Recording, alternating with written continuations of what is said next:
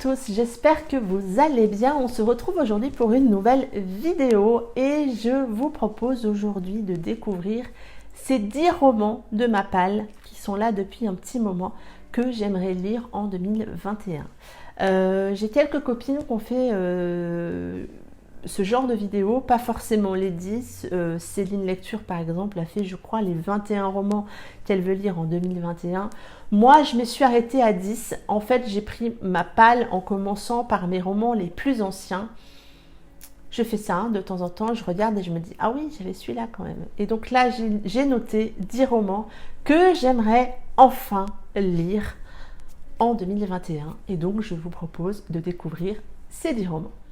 Le premier roman qui est là depuis, je crois, depuis que j'ai découvert sa plume et que je me suis dit, il faut que je lise tous ces romans.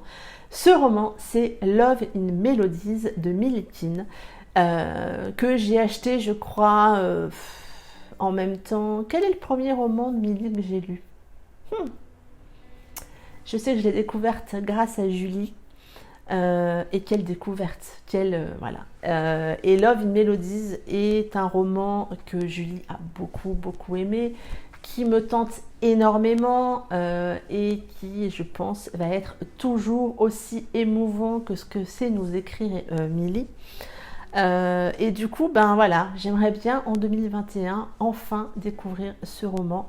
Je sais que certaines de mes copines ont découvert la plume de Millie il n'y a pas longtemps et ça serait peut-être l'occasion de lire certains de ses romans et pourquoi pas celui-ci en lecture commune. Si ça, c'est pas un appel du pied, je ne m'y connais pas. Le deuxième roman que je souhaiterais lire, c'est Foreplay, le tome 1 de Fucking Love d'Amélie C. Astier. Ce roman est dans ma palle depuis très longtemps. C'est Julie qui m'avait offert le tome 1 lors de notre tout premier swap. Et Céline parle tellement de cette saga avec amour, je devrais dire, que voilà, j'ai envie. C'est un roman vers lequel je ne me tourne pas parce que l'univers pornographique me fait assez peur. Je ne pense pas être quelqu'un de très fermé sur le sujet, loin de là. Mais voilà, je ne sais pas pour quelle raison ça me freine, donc je l'ai mis dans cette liste des fois que ça m'aide à le sortir. Je sais que Céline disait, et Céline si tu passes par là que je me trompe, n'hésite pas à me taper sur les doigts en commentaire, disait que le tome 1 et le tome 2 sont très bien mais assez classiques et que l'intensité qu'elle a ressentie arrive à partir du tome 3. Donc, Mumu, il faut y aller, il faut découvrir Fucking Love. J'ai également mis dans cette liste le tome 3 de Black Creek de Riley Hart. Ce tome 3 s'appelle Faux Semblant, qui est le dernier tome de la trilogie. Mumu, pourquoi tu ne lis pas ce tome 3 qui te permettrait de finir une saga ? On se le demande. C'est pourtant un roman qui me fait très envie, comme tous ceux qui sont dans ma pile à lire, me direz-vous, mais voilà, ça me permettrait d'avancer. Mais vous savez, l'effet de nouveaux romans qui arrivent et puis on se laisse tenter et que du coup on ne revient pas toujours. Mais ces romans restent quand même dans notre pile à lire parce qu'on a envie de les lire. Voilà, le doux dilemme de la lectrice. Hein, j'imagine que je ne suis pas la seule à être dans ce dilemme. N'hésitez pas à me dire, parce que bon, j'en connais, je sais que vous êtes dans le même cas que moi. Mais donc, je mets ce tome 3 dans cette liste parce que ça serait bien que je termine cette saga en 2021. Un tome d'une autre saga que je vais mettre dans cette liste, mais que je ne vais pas finir cette saga en 2021 vu le nombre de tomes qu'il me reste, c'est le tome 3 de Shirley Davidson de Darridan Jones. Le tome 3 s'appelle Troisième tombe tout droit, je crois, de mémoire. C'est une saga que j'avais commencé il y a longtemps. Je suis sûre que si je recherche mon avis du tome 1 sur la vidéo, sur la chaîne, ça va être une très vieille vidéo que je vais ressortir. Je le mettrai peut-être là-haut, tiens, pour rire. On verra le changement capillaire de Mumu, parce que bon, on prend des années, on prend des rides, les cheveux changent. Bref, trêve de blabla. Je ne vais pas terminer Shirley Davidson, parce que je crois qu'il y a 13, 14 ou 15 tomes, je ne sais plus. Mais justement, si j'avance pas un peu, je vais avoir du mal à la terminer. On est là plutôt dans de la Bitlit, si je me trompe pas. Oh, c'est toujours compliqué. J'essaie de me rappeler, j'ai pas fait des notes, mais j'essaie de me rappeler entre ce que m'a dit Céline, Candy Shy et Shelby sur tout cet univers-là. Voilà, j'essaye. Mais donc, c'était quelque chose qui m'avait assez bien plu. Charlet est quand même un personnage très fun, très drôle. C'était très entraînant. Donc, allez, on va se lire ce tome 3 prochainement. On y croit. J'ai également mis dans cette liste La Love Company de Julie Huleux, qui est un roman qui est là depuis très longtemps. J'ai acheté l'intégrale un jour de peut-être où elle était en promo. On est là dans une romance dans l'univers des pompiers et c'est quelque chose qu'on voit pas beaucoup, qui m'attire vraiment beaucoup. J'ai rencontré Julie au festival du roman féminin. J'avais passé un chouette moment à discuter avec elle et pourtant je ne l'ai jamais lu et pourtant elle m'a reconnue, on a papoté, je l'ai reconnue, j'ai apprécié. Bref, pourquoi Mumu n'as-tu pas encore lu La Love Company? Surtout que j'ai plusieurs romans de Julie dans ma pile à lire. Oui, oui, c'est pour vous montrer à quel point j'ai envie de la découvrir. Mais allez, on va aller découvrir cette histoire de pompier cette année. J'ai également mis Ne crois pas que tu m'aimes d'Alfreda Henry, qui est un roman qui, depuis sa sortie, me faisait très envie. C'est Candy Shy qui m'avait offert ce roman. J'ai eu l'occasion de le faire dédicacer à la rare par Alfreda et ben, il est toujours dans ma pile à lire. Un superbe roman papier dédicacé, joliment en plus, qui me tente, mais il est encore dans ma pile à lire. Oui, le dur dilemme de la lectrice est encore passé par là, mais j'aimerais bien. Alors peut-être plutôt pour l'automne. Je vous avoue que je ne sais pas pour quelle raison ce roman me fait penser à l'automne, de par sa couverture, de par l'ambiance qui s'en dégage. Donc, à l'automne. Ça serait bien que j'essaie de mettre un de ces livres dans chaque pile à lire. Hein. C'est pas gagné, ça n'a pas été encore fait jusque-là. On va essayer. J'espère que vous allez m'encourager. Hein? Allez, ça serait bien que je le lise celui-là. Un autre roman qui me fait très envie, je l'ai acheté parce que je me suis laissé tenter suite à l'avis de plusieurs copines qui l'ont lu. Shelby, Candy Shy, Eduam, je n'ai plus tous les noms en tête. C'est Esme de Farah Anna. Que j'ai acheté, il doit y avoir plus d'un an maintenant en numérique. Et vous savez quoi, depuis quelques semaines, j'ai très envie de me l'acheter en papier. Et là, vous vous dites, mais Mumu, normalement, tu n'achètes que tes coups de cœur en papier. Alors, je suis très très fan de couverture des 2 tomes de cette duologie. Et je suis en train de découvrir une autre facette de la plume de Farah Anna. J'ai découvert la plume de Farah Anna avec La romance de ma vie, tu parles. Et pour en avoir discuté avec l'auteur, elle m'a dit, ce livre, c'est un peu un ovni dans ce que j'écris. Et je suis vraiment sortie de ma zone de confort. Et quand je l'ai lu, ce roman, j'ai bien aimé, mais j'ai pas été embarquée de ouf par cette histoire. Ça reste une bonne histoire, une belle lecture, mais ça m'avait pas transportée de ouf.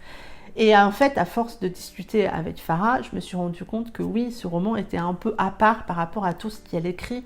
On m'avait dit que sa plume était intense, sombre, puissante, pleine d'émotions, et j'avais pas forcément ressenti tout ça à la lecture de ce roman-là. Et puis, depuis 15 jours, je suis dans un audio, l'audio de Loving Doll. Et au moment où je tourne cette vidéo, je dois être à 60 ou 65% de cette histoire. Et je suis amoureuse de cette histoire. J'ai trouvé ce qu'on m'avait dit de la plume de Farah dans cette histoire qui me bouleverse profondément. Et donc, du coup, quand j'ai préparé cette vidéo, quand j'ai vu Esme, je me suis dit « Oh, il faut que je le lise !» parce que là, quand même. Et du coup, oui, ça me donne envie de les avoir en papier. J'ai Loving Doll en papier et j'ai envie, je crois, de m'acheter Esme en papier. Je vais peut-être le lire d'abord, non? Qu'est-ce que vous en pensez? J'ai également mis dans cette liste un roman qui a rejoint ma pile à lire il y a quelques mois. C'est Kim qui m'avait offert ce roman. et qui va me permettre de découvrir cet auteur. C'est Rythme, accords et malétine de Mariana Zapata, la reine du slow burn romance. C'est en tout cas comme ça qu'on me vend cet auteur que je ne connais pas encore. Et du coup, je pense que je vais me laisser tenter avec ce roman. J'ai envie de découvrir sa plume et Kim m'avait offert celui-ci qu'elle avait beaucoup aimé. Donc je l'ai mis à lire en 2021. J'aurais coché, c'est pas un objectif, mais j'aurais coché le fait de découvrir la plume de Mariana Zapata et de lire un de ces 10 romans que j'ai mis dans ma liste quand même. Ça serait bien. Ça serait bien. Si. Je pense que ça serait une bonne idée. J'ai également mis Secret défense d'Aimé d'Axel Auclair que j'ai acheté en poche. J'avais déjà reluqué cette saga dans sa première édition. Il était sorti en auto-édition. Et puis quand le poche est sorti, j'ai acheté le tome 1. Meg m'a envoyé le tome 2, m'a offert le tome 2 qu'elle avait en double. Du coup, le tome 3, pardon, du coup, il faut que je m'achète le tome 2. Mais déjà, je vais lire le tome 1. On est là dans les romances militaires. Axel Auclair écrit beaucoup dans l'univers militaire et elle est appréciée par ses écrits, dans cet univers-là. Donc, voilà, moi, j'aime les romances militaires. Je n'en lis pas assez. Donc, 2021, je lirai au moins une romance militaire. Ça sera celle-ci. On y va.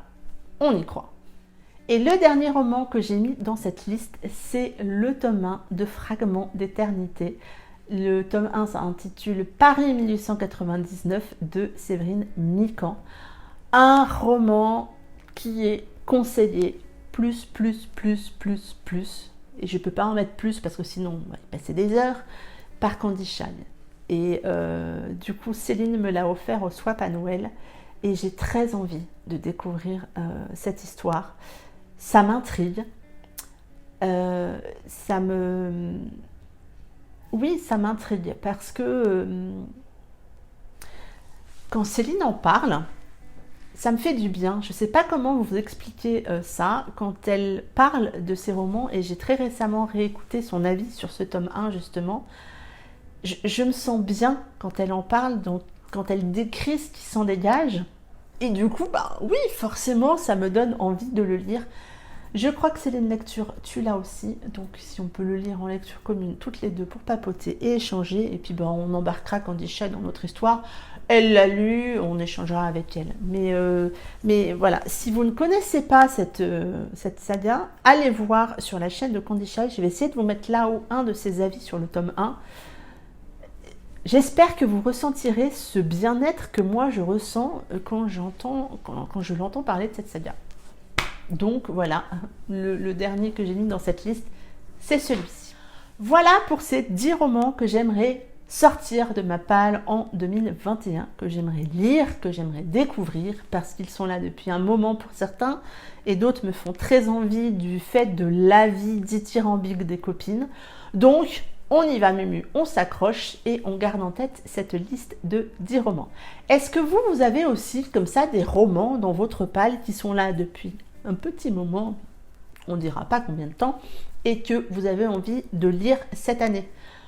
Pas de pression, voilà, c'est juste pour qu'on s'entraide, mais dites-moi en commentaire si vous en avez aussi. Peut-être qu'on en a en commun, ça pourrait être une source de motivation, qui sait. Et puis sinon, je suis sûre que je vais découvrir encore des nouveaux romans qui vont me faire envie quand vous allez m'en parler. J'en suis sûre.